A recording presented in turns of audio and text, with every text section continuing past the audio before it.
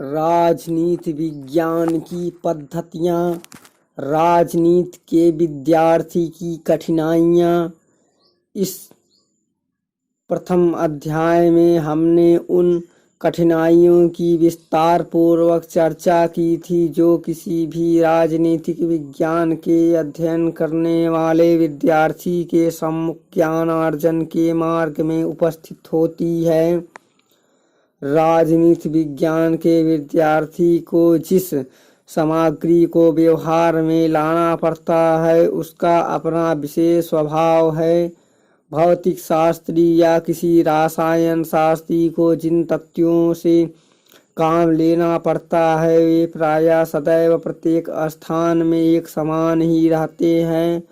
उदाहरण के लिए जैसे कि लॉर्ड ब्राइस ने कहा है कि ओजोन और गंधक यूरोप, ऑस्ट्रेलिया और साइरस इन सब स्थानों में एक ही प्रकार कार्य करेगा,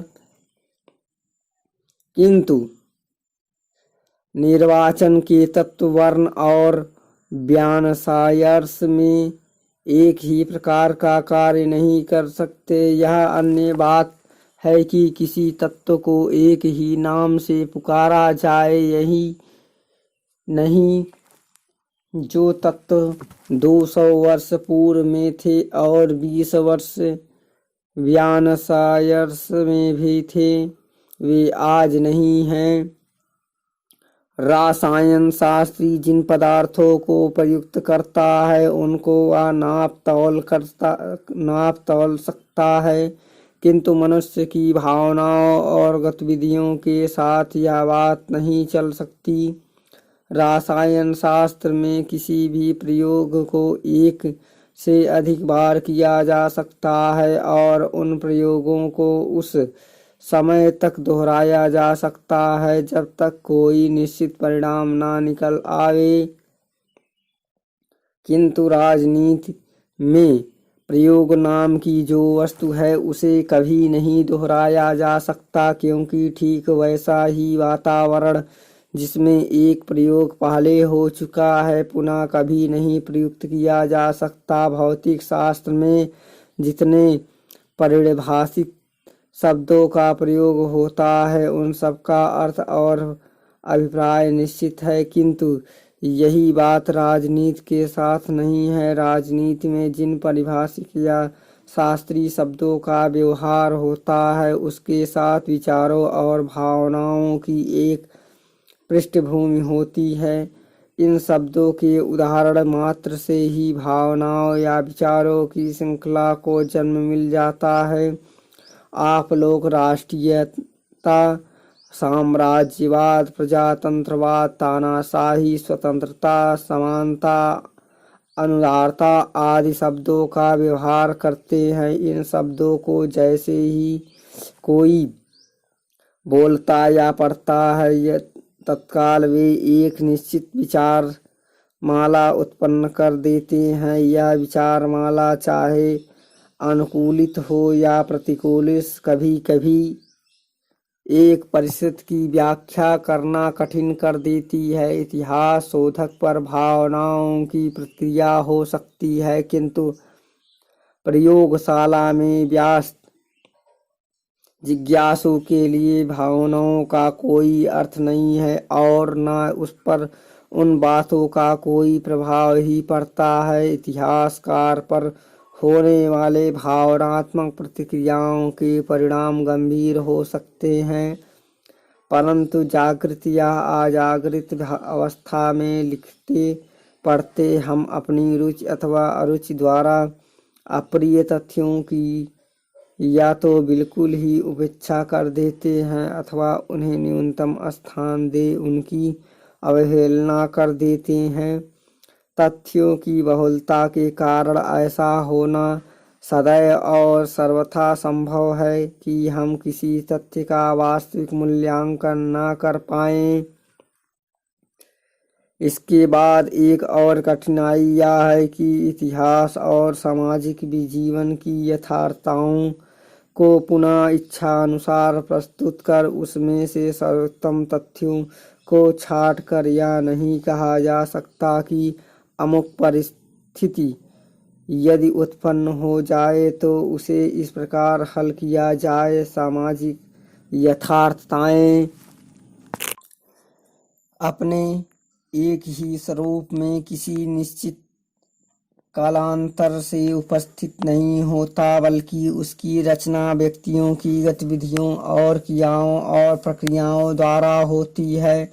अस्तु, जहाँ रासायनिक या भौतिक शास्त्री नियंत्रित प्रयोगों का उपयोग करते हैं और आवश्यक तथ्यों के सहारे अपने अपने अनुकूल विभिन्न तथ्यों को बना लेते हैं, वहाँ किसी निश्चित परिणाम या पहुँचने के लिए राजनीतिज्ञ द्वारा ठीक वैसा ही प्रयोग किया जाना असंभव है। दूसरे मानवीय और प्राकृतिक तथ्यों की परस्पर प्रयोगवादी दृष्टि से कोई तुलना नहीं की जा सकती।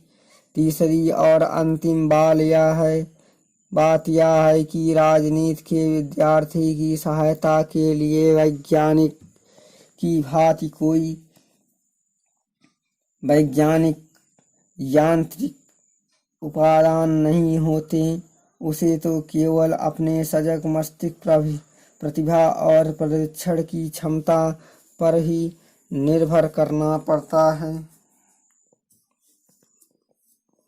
राजनीति में पद्धति की आवश्यकता।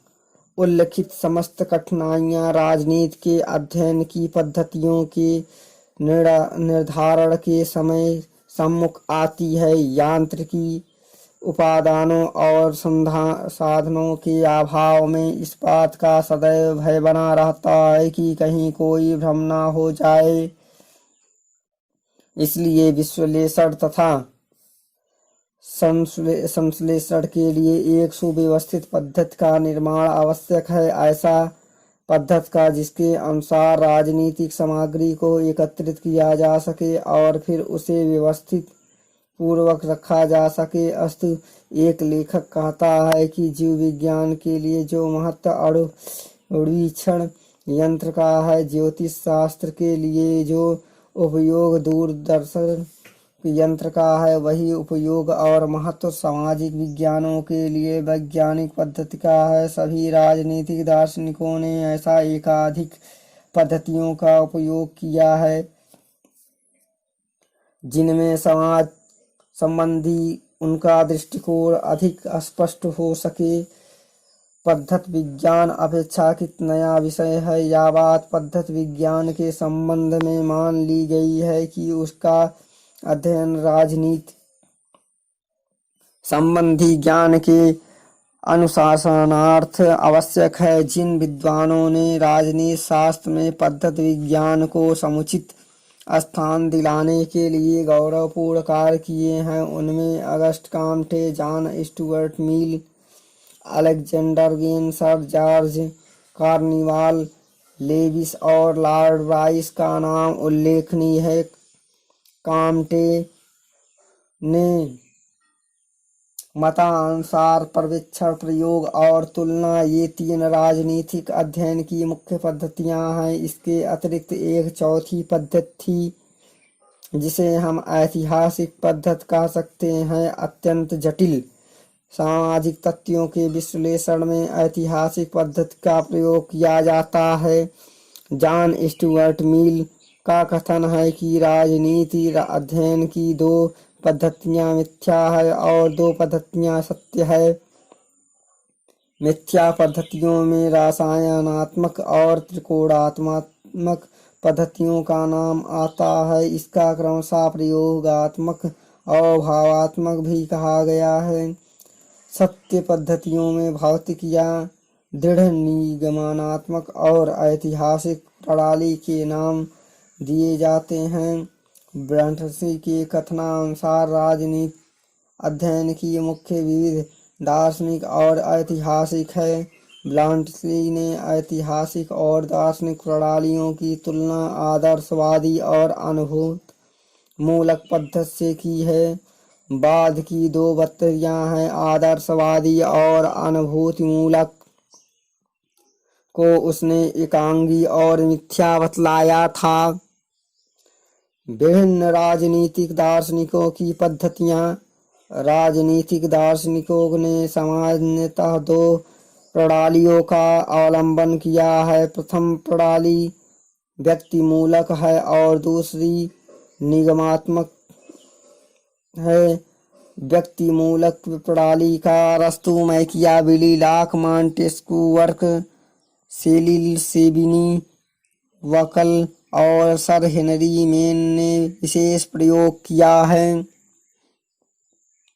और निगमात्मक प्रणाली का अधिकता से उपयोग करने वालों में प्लेटो, टॉमस एक्विनास, बोधा, हब्ज, स्पिनोजा, विंथन, कांट, हीगेल और ऑस्टिन आदि राजनीतिक दार्शनिकों के नाम उल्लेखनीय है। जिन विद्वानों ने व्यक्तिमूलक प्रणाली का प्रयोग किया है उसकी विशेषता यह है कि उन सब के विश्वास के अनुसार राज्य कृत्रिम नहीं वरन उनका विकास स्नय स्नय हुआ है और व्यक्ति के अधिकारों के सबल राज्य का हस्तक्षेप नहीं होना चाहिए। निगमात्मक प्रणाली के अनुसरणकर्ताओं ने माना है कि राज्य बुद्धि मूलक और सत्ता संपर्क संस्था है, अस्तु व्यक्ति को अपने वर्चस्व राज्य को अर्पित कर देना चाहिए। पद्धतियों का वर्गीकरण। राजनीति विज्ञान में इतनी अधिक संख्या में पद्धतियों के नाम सुने जाते हैं कि पद्धतियों का कोई भी वर्गीकरण अंतिम रूप से नहीं किया जा सकता। समाजशास्त्री पद्धति, न्याय मूलक पद्धति, गुण मूलक तथ्यों पर आधारित पद्धति, ऐतिहासिक जीव विज्ञान की, बुद्धिमूलक आदि आदि बहुसंख्यक अध्ययन पद्धतियां हैं, किंतु सभी पद्धतियों में हम एक एक सिद्धांत समान रूप से पाते हैं और उस सिद्धांत के आधार पर पद्धतियों का वर्गीकरण किया जा सकता है। ऐतिहासिक या तुलनात्मक, पर्यवेक्षणात्मक या प्रयोगात्मक या सभी प्रणालियों पर एक बात पर बल देती है कि वह यह बात है कि तथ्यों का अधिकतम संख्या में संग्रह करना और फिर संग्रहित तथ्यों के आधार पर विशिष्ट परिस्थितियों में सामान्य बातों को सिद्धांतों का रूप देना। इस प्रणाली में हम तथ्यों का इतिहास से या वर्तमान स्थिति के प्रत्यक्ष पर्यवेक्षण से संग्रह करते हैं। संग्रह के बाद तथ्यों की तुलना की जाती है या तुलना प्रयोगात्मक रीति से भी की जा सकती है और यह कार्य उस समय तक चलता रहता है जब तक किसी निष्कर्ष तक हम ना पहुंच जाएं। अस्तु हम अध्ययन की पद्धति को व्यक्तिमूलक पद्धति यह कह सकते हैं। अब दूसरी पद्धति आती है जिसे विवेक क्रिया दार्शनिक पद्धति कहते हैं। इन पद्धतियों में हमें कुछ स्वयं सिद्ध बातों का ग्रहण कर लेना पड़ता है या कुछ सिद्धांतों को विशिष्ट परिस्थितियों में कार्यान्वित कर उनके परिणामों को देखना पड़ता है। यह परिणाम ही निष्कर्ष बतलाते हैं। यह प्रणाली निगमात्मक पद्धति कहलाती है। अब हमारे आंचल में समाजशास्त्री, जीव विज्ञानी, न्याय मूलक और मनोवैज्ञानिक विधियां शेष रह जाती है। इन विधियों के हम सदृश्यात्मक वर्ग में रख सकते हैं। इस प्रकार हमने राजनीति के अध्ययन की उन पद्धतियों का विमुख वर्गीकरण किया है जिनका सामान्य रूप से उपयोग होता है। अस्तु पद्धतियां निम्न प्रकार की हुई। व्याप्ति मूलक, इंड्यूक्टिव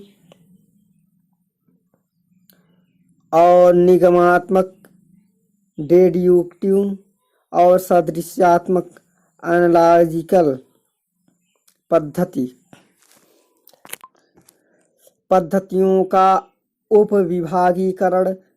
व्याप्ति मूलक प्रणाली में विशिष्ट तथ्यों से सामान्य तथ्यों या सिद्धांतों की ओर हम अग्रसर होते हैं, अर्थात यहाँ हम तथ्यों का अध्ययन करते हैं जिनका पर्यवेक्षण करते हैं, इतिहास की सहायता लेते हैं और उनकी तुलना करते हैं। प्रत्येक विधि एक निश्चित पद्धति का रूप लेता है, जिसको हम इस प्रकार लिखते हैं: प्रयोगात्मक, एक्सपेरिमेंटल या पर्यवेक्षणात्मक, और ऑब्जर्वेशन, ऐतिहासिक हिस्टोरिकल, और तुलनात्मक कंपैरेटिव। निगमात्मक प्रणाली में बहुसंख्यक तथ्यों के विशिष्ट तत्वों या सिद्धांतों का निष्कर्ष निकाला जाता है। इस प्रणाली को इस प्रकार स्पष्ट किया जा सकता है कि कुछ स्वयं सिद्ध नियमों को विभिन्न परिस्थितियों में क्रियान्वित कर हम परिणामों की प्रतीक्षा करते हैं, और जब वे परिणाम प्राप्त हो जाते हैं तो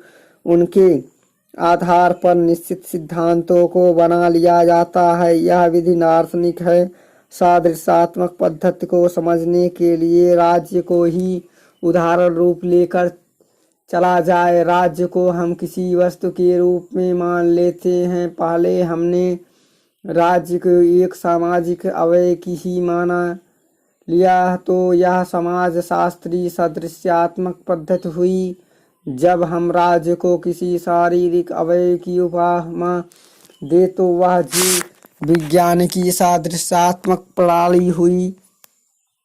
यदि राज्य को हम विध्यात्मक व्यक्ति मान ले तो वह प्रणाली न्याय मूलक सादृश्यात्मक पद्धति हुई।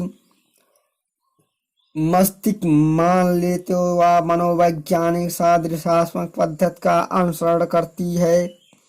इस प्रकार हमारे सामने पद्धतियों की नीचे लिखी तालिका आती है।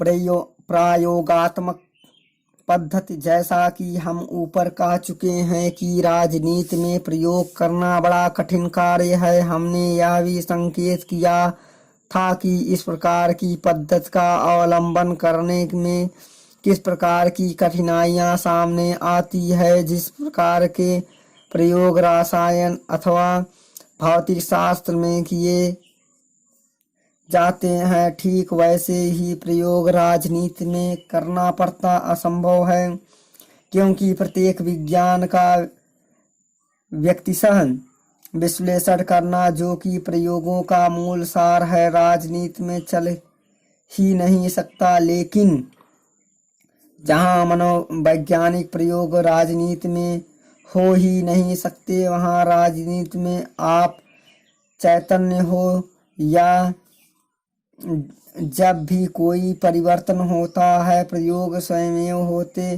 चलते हैं। सभी राज्य संबंधी क्रियाएं प्रयोगात्मक ही होती हैं। प्रत्येक नवीन अधिनियम का लागू होना, किसी नवीन संस्था की स्थापना, किसी भी नई नीति का प्रयोग, ये सब इस अर्थ में प्रयोग ही है। प्रथमतः इसका प्रयोग अस्थायी रूप से किया जाता है, और जब परिणाम अनुकूल प्रतीत होते हैं तब ही उन्हें स्थायित्व मिलती है। किसी नए अधिनियम या विधि का प्रयोग अथवा नई नीति का लागू किया जाना, इसमें संशोधित तथा उनका विधि विधान निर्माताओं द्वारा समाज की इच्छा और आवश्यकताओं द्वारा परिवर्तित, या सब कुछ किसी भी राजनीतिक कार्य का प्रयोगात्मक प्रभाव की ही प्रकट करता है। ऐसा प्रयोग का लक्ष्य किसी सिद्धांत का शोध न होकर संस्था को उत्पन्न करने की दिशा में चरण उठाना होता है। क्या स्विट्जरलैंड को राजनीतिक प्रयोगशाला नहीं कहा गया है? हम लोग स्वयं भारत में एक महान राजनीतिक प्रयोग कर रहे हैं। क्या इन प्रजातांत्रिक प्रयोगों के परिणाम स्वरूप हमने कोई सिद्धांत स्थिर नहीं किए हैं? उदाहरण के लिए हम कहते हैं कि युद्ध विजेता और विजेता दोनों के लिए हानिप्रद है। जो जाति विद्रोह करता है, क्या वह अपनी उन्नति का पथ प्रशस्त नहीं करता? इस प्रकार राजनीति में भी प्रत्येक प्रयोग संभव है, यद्यपि वह इतने निश्चित और संक्षिप्त ढंग से नहीं किए जा सकते जितने कि विज्ञान में इन सीमित प्रयोग विधि से राजनीति शास्त्र अपने निष्कर्ष के लिए तथ्य संग्रहहीन रहता है। पर्यवेक्षण की पद्धति। लोवेल के इस कथन में अवश्य ही सत्यांश है कि राजनीति पर्यवेक्षणात्मक विज्ञान है, प्रयोगात्मक नहीं। कोई ही व्यक्ति कूटनीतिक सिद्धांतों और व्यवहार को भली भांति समझ सकता है यदि वह कूटनीतिज्ञों की वार्तालाप करता है, सम्मेलनों में भाग लेता है और वाद विवादों की प्रवृत्तियों को देख सुनकर समझने का यत्न करता है। कोई भी व्यक्ति संविधानों के व्यवहारिक प्रयोगों को लॉर्ड राइस के कथनानुसार भली भांति समझ सकता है यदि वह विदेश यात्रा करता है और विधानमंडलों के अभिवेदकों में उपस्थित रहता है, वहाँ होने वाली संसदीय बहसों को समझने की चेष्टा करता है, संसद की कार्यप्रणालियों को देखता है, निर्वाचन अभियोगों का पर्यवेक्षण करता है और तत्संबंधी जनता के उत्साह की गहनता को अनुभव करता है। यदि हम ऐसा करेंगे तो ऐसा सामान्य सिद्धांत कभी स्थिर न रहेगा जो सत्य व अनुमोदन न होंगे। हम उसमें वास्तविकता के अंश पर अधिक दृष्टि रखेंगे, कल्पना जगत में उड़ाने नहीं भरेंगे। लेकिन सभी व्यक्ति लॉर्ड राइस की भांति यात्रा नहीं कर सकते, इसलिए जिज्ञासु विद्यार्थी को सर्वप्रथम प्राप्त सामग्री का अध्ययन करना चाहिए। विवादों के प्रामाणिक विवरणों, संक्षिप्त पुस्तिकाओं, समाचार पत्रों तथा अन्य पत्र पत्रिकाओं को पढ़ना चाहिए। यदि ऐसा किया गया तो शब्दों द्वारा वास्तविकताओं के प्रभाव का अनुभव करने में सहायता मिलती है। पुनः यह प्रश्न उठता है कि इतनी अधिक सामग्री का प्रयोग किस भांति हो। यहाँ सबसे बड़ी आवश्यकता इस बात की है कि विद्यार्थी अपने ज्ञान सूत्रों के विषय में अत्यंत सजग रहें या प्रत्येक तथ्य को अन्य प्रासंगिक तथ्यों से संबंध कर या उसमें तुलना कर प्राप्त ज्ञान को संतुलित रूप में ग्रहण करें। विभिन्न तथ्यों की सहायता से कोई भी व्यक्ति वास्तविक निष्कर्ष तक नहीं पहुंच सकता। हम लोगों को मॉन्टेस्क्यू द्वारा की गई भूलों को बोध पाठ ग्रहण कर उसमें सजग रखना चाहिए। मॉन्टेस्क्यू ने पर्यवेक्षण के अभाव में एक बार बड़ी भारी भूल कर डाली थी।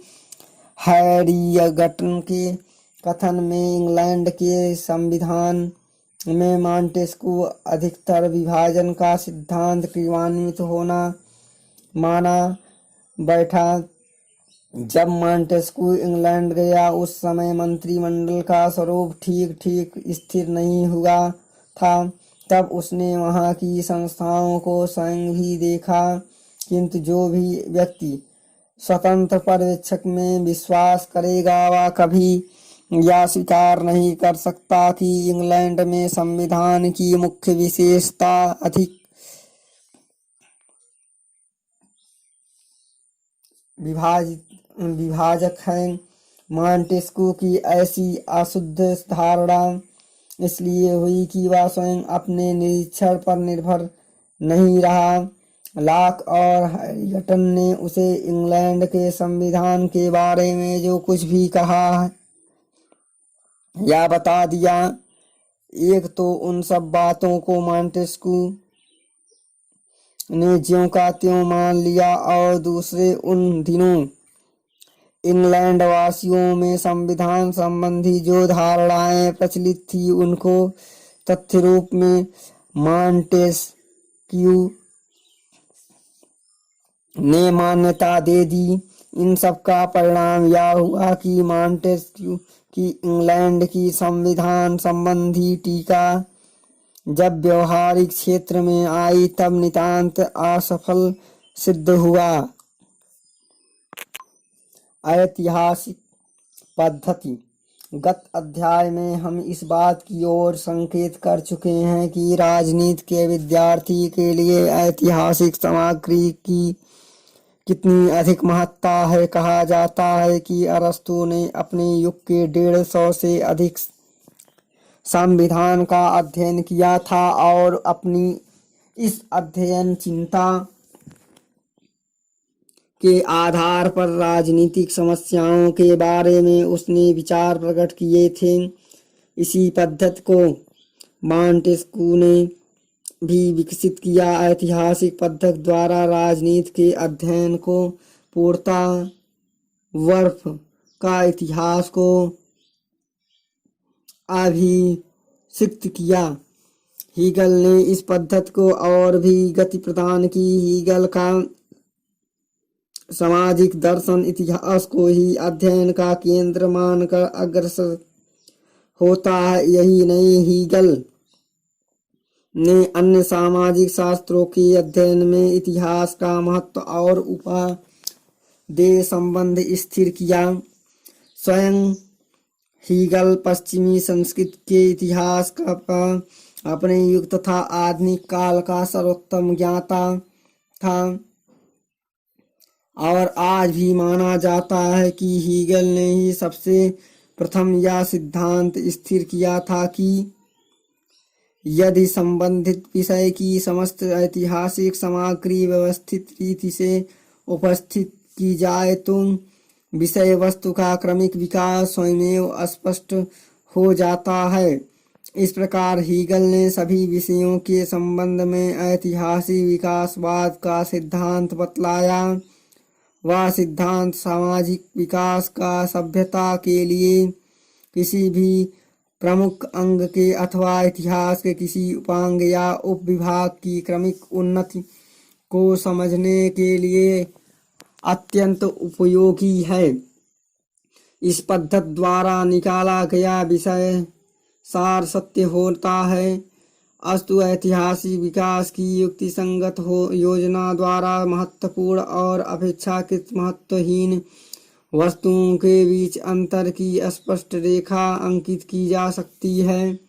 यद्यपि भावी घटनाओं की गति दिशा की ओर संकेत करना संभव नहीं है, किंतु धारा का मुख्य प्रवाह और छोटे मोटे नालियों का विश्लेषण तो किया ही जा सकता है। ऐतिहासिक प्रणाली की यह पद्धति प्रगति के सिद्धांत पर निर्भर है। प्रगति का सिद्धांत टगट और कार्टोसिट ने स्थिर किया था। ज्यों ज्यों 19वीं सदी ने अपनी चरण बढ़ाए त्यों यह सिद्धांत ऐतिहासिक विकासवाद में या यथार्थ ऐतिहासिक विकास की मिथ्या धारणा में मिश्रित हो गया। अस्तु ऐतिहासिक पद्धति ने पर्याप्त महत्वपूर्ण कार्य किया है, पर कारण बिल्कुल साधारण है। हम लोगों का व्यक्तित्व ऐसा सामाजिक परंपराओं और संस्थाओं द्वारा निर्मित हुआ है जिनकी रचना में व्यक्तिगत रूप से हमारा कोई हाथ ना था और हमारे आचरण के संभावित परिणामों की कल्पना अतीत के आधार पर की जाती है। हम लोग, जैसा कि कहा जाता है कि अनंत की श्रृंखला में कड़ी हैं और हम में से प्रत्येक उस निष्कर्ष या सार बिंदु की ओर अग्रसर होने का सूत्र है जिसकी हम शोध कर रहे हैं।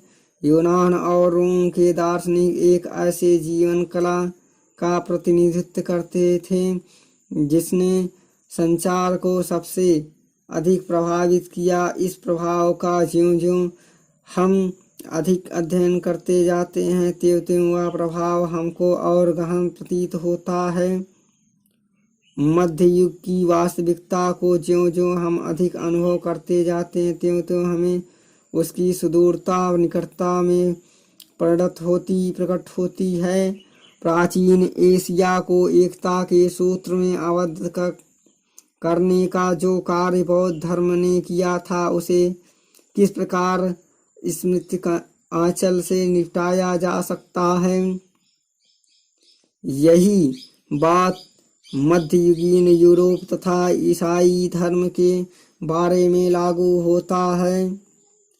सुधार आंदोलन और फ्रांस की राजक्रांति के परिणाम निश्चित भौगोलिक सीमाओं में ही सीमित न रहे, वरन उन्होंने संसार के इतिहास के स्वरूप निर्माण के भाग लिया। यही कारण है कि वर्तमान अतीत का शिशु है और भविष्य का पिता। प्रोफेसर लास्की ने एक बार अपने विद्यार्थियों को बतलाया था कि सच्ची इतिहास या राजनीति का दर्शन है, लेकिन ऐतिहासिक पद्धति महत्वपूर्ण होते हुए भी संपूर्ण बंधन मुक्त नहीं है। उसकी अपनी कठिनाइयां हैं। सबसे पहले तो यही कहा जाता है कि इतिहास कभी अपने को दोहराता नहीं, लेकिन हमारे पूर्वजों ने अपने समस्याओं के समाधान हेतु जो हल निकाले थे वे केवल उनका ज्ञान ही पर्याप्त नहीं है। इस कथन में अल्प मात्रा में सत्यांश है, जैसा कि लॉर्ड राइस ने कहा है कि तथाकथित ऐतिहासिक समानताओं में कुछ रुचिकर और ज्ञान का ज्योतिष दान देने वाली बातें हो सकती हैं, लेकिन बहुधा वे भ्रामक होती हैं। दूसरे ऐतिहासिक सत्यों के संकलन की धुन में हम कुछ सिद्धांतों को भूल जाते हैं। मॉन्टेस्क्यू ने जो भी सरस्वती सेवा की है उसमें हमें शिक्षा लेनी चाहिए। तथ्य जैसे कोई वस्तु भी संसार में अपना अस्तित्व रखता है, किंतु अपनी मिथ्या धारणों से ज्ञान संसार को मॉन्टेस्क्यू ने जो क्षति पहुंचाई है वह इस बात का सुझाव देती है कि सिद्धांतें जैसी कोई वस्तु ही नहीं है। तुलनात्मक पद्धति में हम एक राज्य से दूसरे राज्य का इसलिए सादृश्य स्थापित करते हैं कि दोनों को समझ ले। या अनेक प्रकार से किया जा सकता है। प्रथमतः हम ऐसे दो राज्यों के उदाहरण रूप मान ले जिसमें के कुछ भागों में छोड़कर शेष समस्त पक्षों में समानता हो। ऐसा करने से भिन्न अंगों के प्रभावों को हम समझने में सुविधा होगी। यह भेद पद्धति है। द्वितीय, हम ऐसे दो राज्यों का उदाहरण ले जिसमें दोनों राज्यों के किसी एक अंग की समानता के अतिरिक्त अन्य अंगों में कोई सामर्थ्य न हो, या अपरोक्ष भेद कहा जाता है। तृतीय, इस ऐसे उदाहरण राज्यों की तुलना करें जिसके दो अंगों में सादृश्य और शेष पक्षों में कोई समानता न हो, या समझौते की प्रणाली कहलाती है। भेद पद्धति है। द्वितीय, हम ऐसे दो राज्यों का उदाहरण ले जिसमें दो राज्यों के किसी एक अंग की समानता के अतिरिक्त अन्य अंगों की कोई सामर्थ्य न हो, या अपरोक्ष भेद कहा जाता है। तृतीय, हम ऐसे उदाहरण राज्यों की तुलना करें जिसमें दो अंगों के सदृश और शेष पक्षों में कोई समानता न हो, यह समझौते की प्रणाली कहलाती है।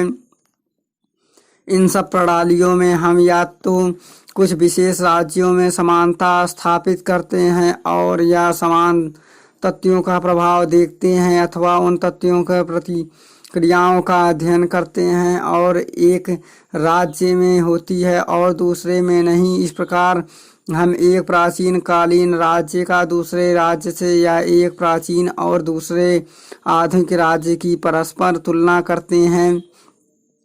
कभी कभी दो आधुनिक राज्यों की तुलना भी की जाती है। ऐसा करने पर हम किसी वास्तविकता की शोध करने में सफल हो सकते हैं। उदाहरणार्थ, यदि हम भारत में स्वतंत्रतावादी अवस्था को स्थापित करना चाहते हैं तो हमें बिल्कुल अंग्रेजी की ही नकल करनी चाहिए। इसलिए नहीं कि इंग्लैंड का प्रजातंत्र बुरा है, बल्कि इसलिए कि वहाँ एक निश्चित परिस्थितियों और वातावरण में प्रजातंत्रवाद विकास हुआ है। उसका जो स्वरूप इंग्लैंड में है वही स्वरूप भारत में नहीं है, क्योंकि भारत में इंग्लैंड जैसी स्थिति नहीं है। इसलिए हमें कोई सिद्धांत स्थिर करने के लिए दोनों देशों की परिस्थितियों की तुलना करनी पड़ेगी। इसलिए यह पद्धति ऐतिहासिक पद्धति से घनिष्ठतापूर्वक संबंधित है। ब्राइस ने इसे वैज्ञानिक पद्धति बतलाया है। दार्शनिक पद्धति द्वारा राजनीति के अध्ययन करने की प्रणाली को सैद्धांतिक पद्धति भी कहा जाता है। उस पद्धति में अध्ययन करने वाला विद्यार्थी को स्वयं सिद्ध सिद्धांतों को मानकर आगे बढ़ता है, सामान्य नियम भी वह मान लेता है और निगमन निश्चित धारणाओं तक पहुँचता है। प्लेटो ने कथोपकथन, प्रश्नोत्तरियों आदि के आधार पर ही रिपब्लिक की रचना की। हब्स अपने ग्रंथों में केवल निगमात्मक पद्धति का ही अनुसरण करता है।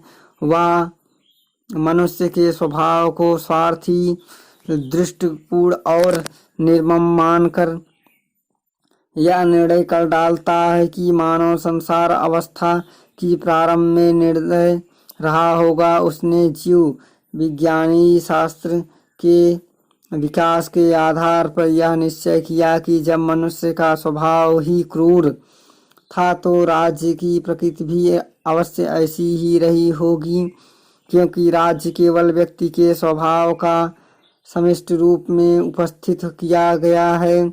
इसके बाद समझौते और सत्य समान के सिद्धांत स्थिर किए गए हैं। यहाँ पुनः हब्स कहता है कि क्योंकि मनुष्य स्वभाव से बुरा है, इसलिए यदि उसे स्वतंत्रता दी जाएगी तो वह अवश्य ही उस स्वतंत्रता का दुरुपयोग करेगा। इसलिए हब्स का निष्कर्ष यह था कि व्यक्ति को अवश्य ही नियंत्रण में रहना चाहिए। लेकिन इस पद्धति का अंधाकरण पथ यह है कि हब्स ने इसके प्रयोग में तथ्यों पर पूर्ण दृष्टि नहीं रखी। राजनीतिक विज्ञान के सिद्धांत नाम का जो राजनीति का अर्थ है, उसमें अधिकांश ऐसी ही अनिश्चितता निरर्थक बातें हैं। जो कुछ कहा गया है उसका प्रमाणों से समर्थन नहीं किया गया है। उदाहरण के लिए प्लेटो का राज्य संबंधी दार्शनिक सिद्धांत उस समय तक कल्पना जगत तक ही सीमित रहेगा जब तक या तो राजा दार्शनिक नहीं हो जाते अथवा दार्शनिक राजा के पक्ष पर नहीं जा बैठते। प्लेटो ने रिपब्लिक में राज्य के आदर्श के लिए ऐसा ही सिद्धांत पाए हैं। इतना निसंदेह सत्य है कि वातावरण का प्रभाव रिपब्लिक पर अवश्य पड़ा है। प्लेटो तथा एथेंस और स्पार्टा के राजनीतिक वातावरण से पूर्णतः मुक्त नहीं हो सका। रिपब्लिक में उसने ऐसे भाव प्रकट किए जिससे पता चलता है कि कुछ बातें से वह प्रभावित हुआ है, कुछ बातों से उसे घृणा की। दार्शनिक तब तक भौतिकवादी वातावरण से अपने आप को उन्मुक्त अनुभव नहीं कर सकते जब तक और लोग जो दार्शनिक ना हो वे किस प्रकार अपने चारों तरफ रहने वाले वातावरण से मुक्त हो सकते हैं। वे हर भांति स्वतंत्रता यानी स्वतंत्र नहीं है, किंतु जैसा कि लास्की ने संकेत किया है कि किसी भी प्रकार की पूर्व सिद्धि राजनीति आगे चलकर अवश्य ही भंग हो जाती है, क्योंकि उसका प्रारंभ ही स्पष्ट मस्तिष्क से नहीं होता। इसके बाद एक और भी भय है।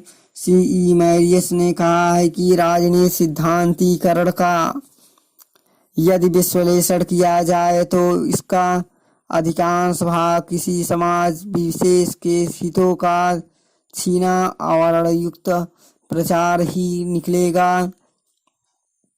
समाजशास्त्री, जीव विज्ञानी, न्यायमूलक और मनोवैज्ञानिक पद्धतियाँ, इन सभी पद्धतियों में सादृश्यात्मक प्रणाली के अनुसार अध्ययन किया जाता है। समाजशास्त्री पद्धति राज्य को प्राथमिक रूप से सामाजिक अवस्था के रूप में मानती है। यह मानने के बाद राज्य के शरीर के अंग व्यक्ति समझे जाते हैं। राज्य के गुणों और उसकी सेवाओं का सार राज्य के अंग की रचना करने वाले व्यक्तियों के गुण और सेवाओं के आधार पर निकाला जाता है। राज्य की उन्नति का मूल ठीक उसी भांति समाजशास्त्री पद्धति में खोजा जाता है जिस प्रकार व्यक्ति की उन्नति का मूल समाजशास्त्र में खोजा गया है।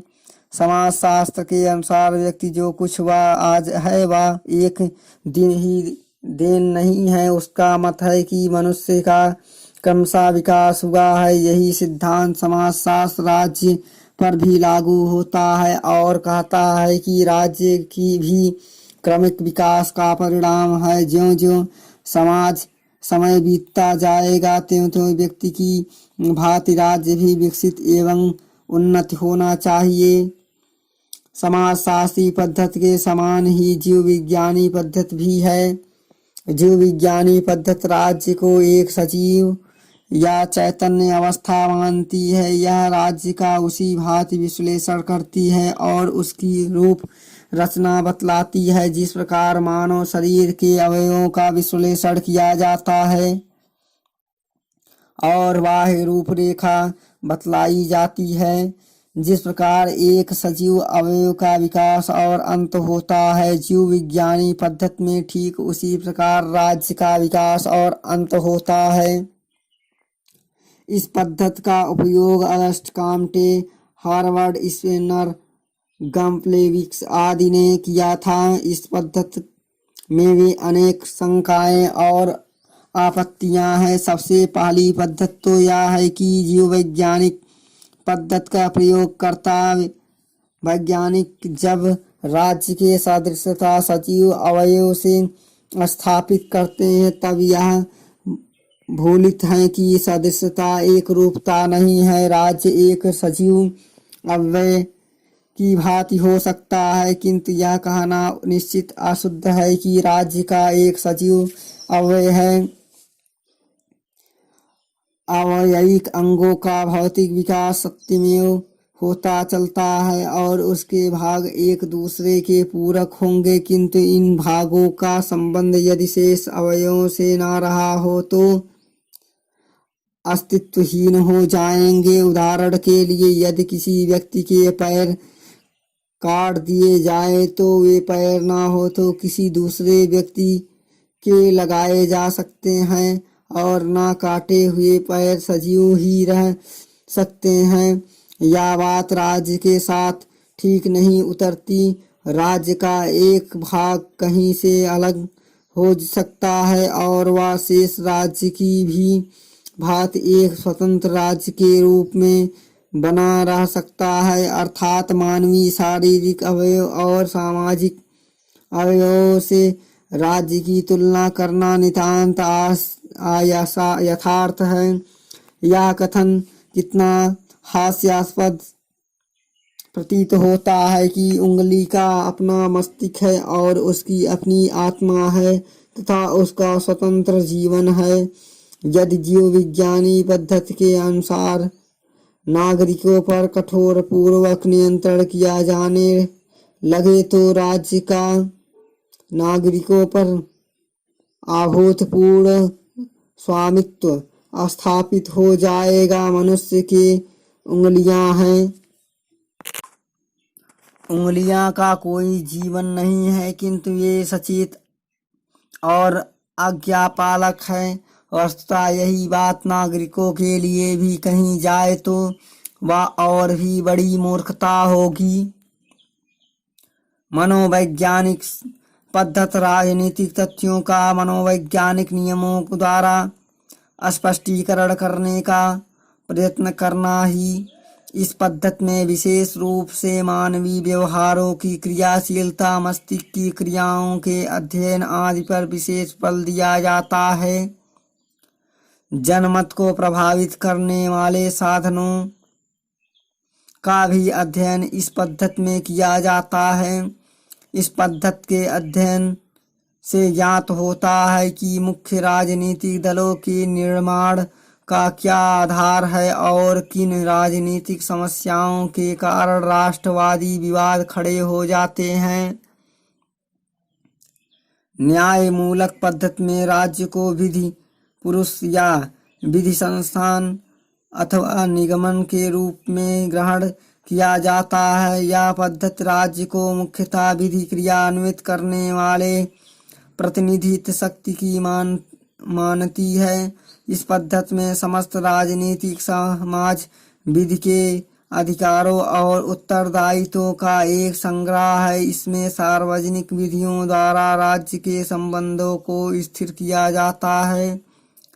इस पद्धति की दुर्बलता यह है कि वह कई अतिरिक्त वैज्ञानिक तथ्यों और सामाजिक तथ्यों की अपेक्षा बाहरी या व्यवहारों को प्रभावित करती है। यह पद्धति समाज को सामाजिक अथवा राजनीतिक तत्व के रूप में मान्यता नहीं देती, अपितु संगठित समाज की विशुद्ध न्यायमूलक दृष्टि से देखती है और शासन संस्था की सार्वजनिक विधियों, अधिकारों और कर्तव्यों का समूह मानती है। इस पद्धति समूह का आधार उस पद्धति की दृष्टि से केवल तर्क और युक्ति है।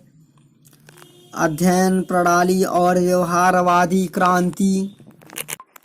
राजनीति शास्त्र की परंपरागत अध्ययन पद्धतियों के अतिरिक्त वर्तमान काल में दो अन्य अध्ययन पद्धतियां पर बल दिया जा रहा है, जिन्हें क्रमशः समाजशास्त्री एवं व्यवहारवादी उपागम कहा जा सकता है। समाजशास्त्री उपागम। राजनीति शास्त्र के अध्ययन में समाजशास्त्री उपागम का प्रयोग 1930 के उपरांत अमेरिका में बसने वाले जर्मन शास्त्रार्थी शरणार्थी विद्वानों ने की। ये विद्वान राजनीति के प्रति समाजशास्त्री दृष्टि से लेकर आए थे, मुख्यतः मैक्स वेबर से प्रभावित थे। ये विद्वान यूरोपीय समाजशास्त्र के प्रभाव में थे। उनका विश्वास था कि राजनीति को समझने के लिए समाजशास्त्री और मनोवैज्ञानिक सिद्धांतों का बहुत बड़ा औचित्य है। इस प्रकार Durkheim, Pareto, Mosca, weber, Mitchell और फ्यार तथा मार्क्स के सिद्धांत राजनीति की गतिविधियों को समझने और उसका विश्लेषण करने के लिए प्रयुक्त किए जाने लगे। फैक्स, Neumann, Sigmund Neumann, Paul Lazarsfeld, Hans Speier और हंस गर्थ, राइनहार्ड और वैंडिक्स आदि अनेक विद्वानों ने समाजशास्त्री उपागम का प्रयोग कर एक नए अध्ययन क्षेत्र को जन्म दिया, जिसे पॉलिटिक्स सोशियोलॉजी कहते हैं। समाजशास्त्री उपागम से राजनीति शास्त्र में अनेक नवीन आयाम जुड़े गए।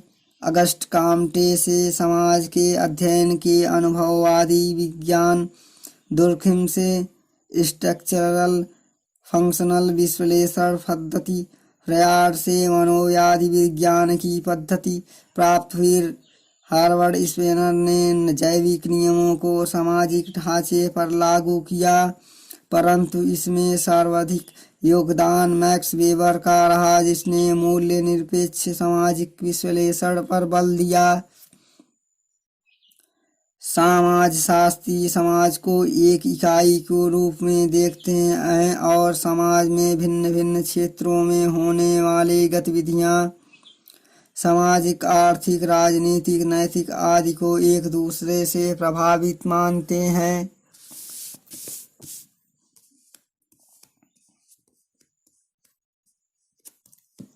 मनुष्य का राजनीतिक जीवन उसके सामाजिक जीवन का एक भाग है, अतः उसके अध्ययन में उसके जीवन के अन्य क्षेत्रों में होने वाली गतिविधियों की उपेक्षा नहीं की जा सकती।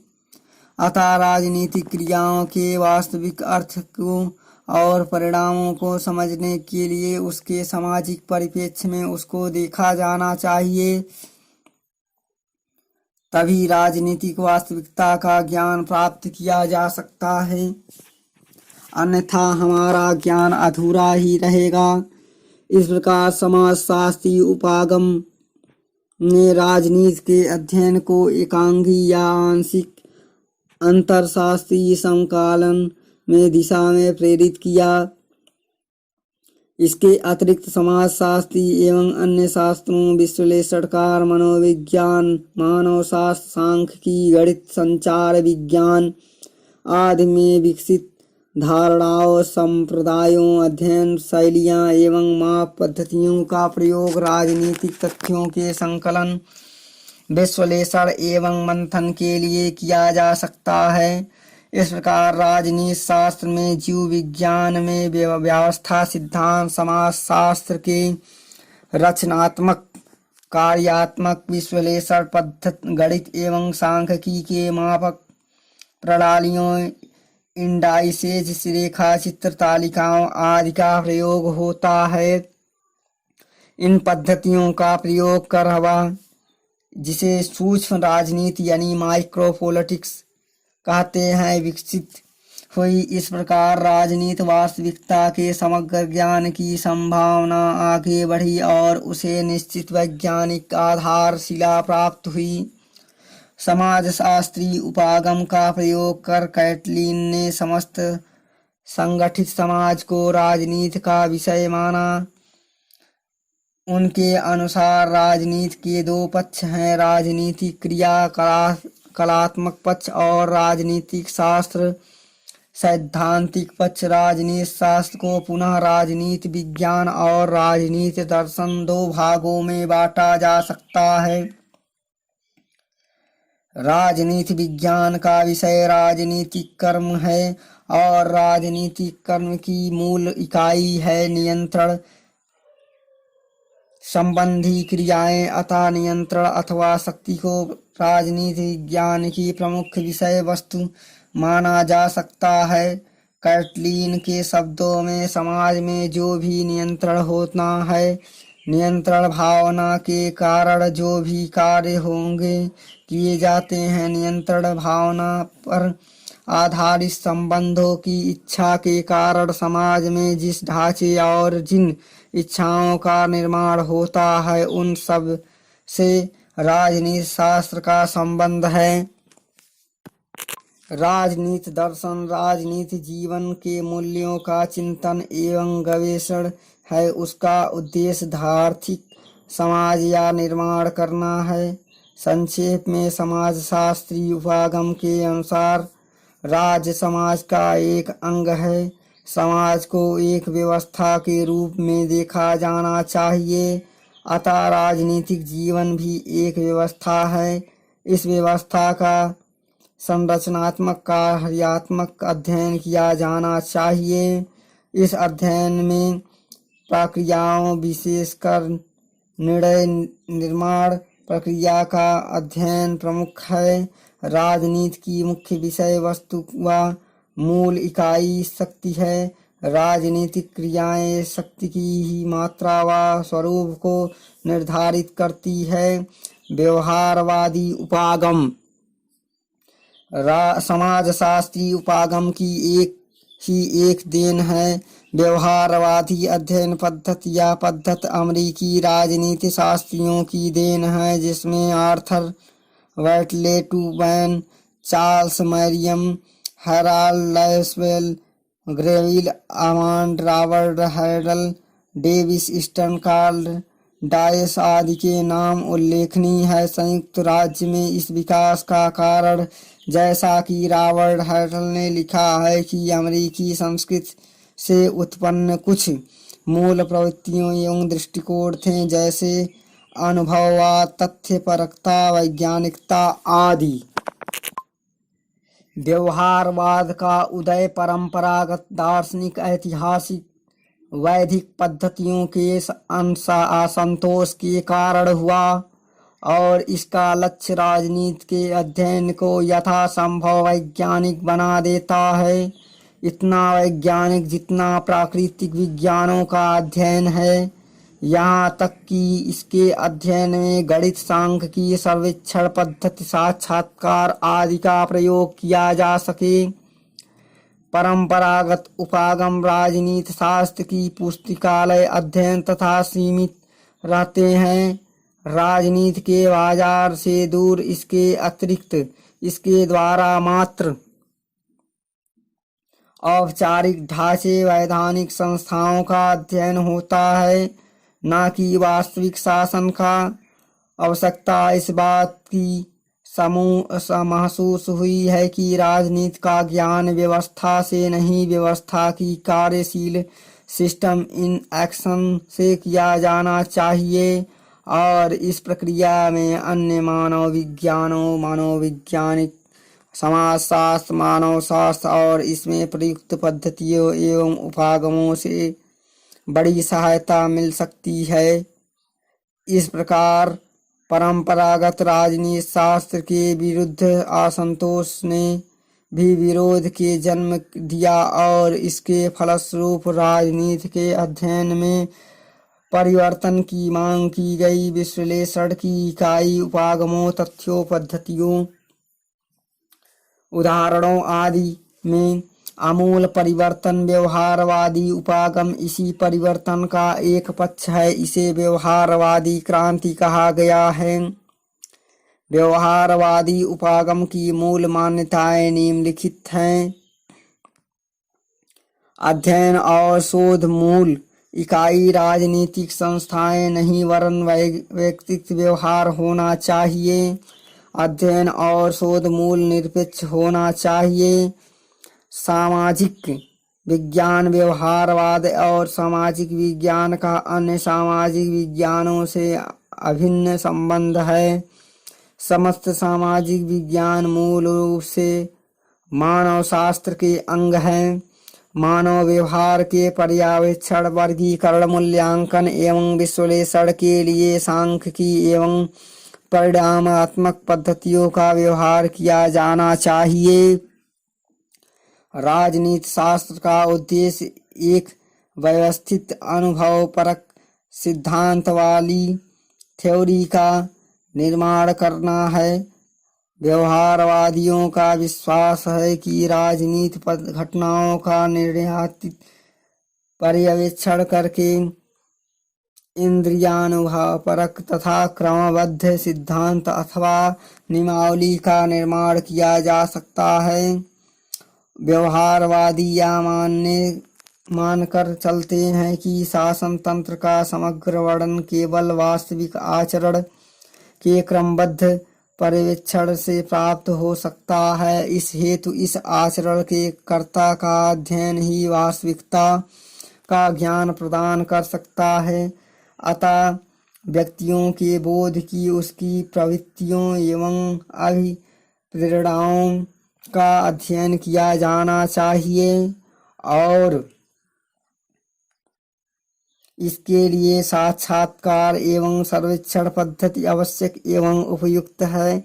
इस प्रकार व्यवहारवादी राजनीति के मनोवैज्ञानिक पक्ष को केंद्र बिंदु मानते हैं। 1908 में ग्राहम यालय ने टिप्पणी की कि लगभग सभी राजनीति के विज्ञान संस्थाओं का तो विश्लेषण करते हैं, परंतु मनुष्य के विश्लेषण की अपेक्षा इसी वर्ष प्रकाशित एक ग्रंथ में आर्थर बैटेल ने अनेक परिस्थितियों में मानवीय आचरण, कार्यात्मक पद्धतियों तथा समूहों की क्रियाओं को राजनीति शास्त्र के अध्ययन का केंद्र बिंदु माने जाने का बल दिया था। व्यक्तियों के बोध, प्रवृत्तियां तथा अभिप्रेरणाओं के अध्ययन के लिए, जैसे कि ऊपर कहा जा चुका है कि साक्षात्कार एवं सर्वेक्षणात्मक पद्धतियां विशेष रूप से उपयोगी थी। इन पद्धतियों का प्रयोग तथ्यों के संचालन तथा उसके सत्यापन करने के लिए किया गया।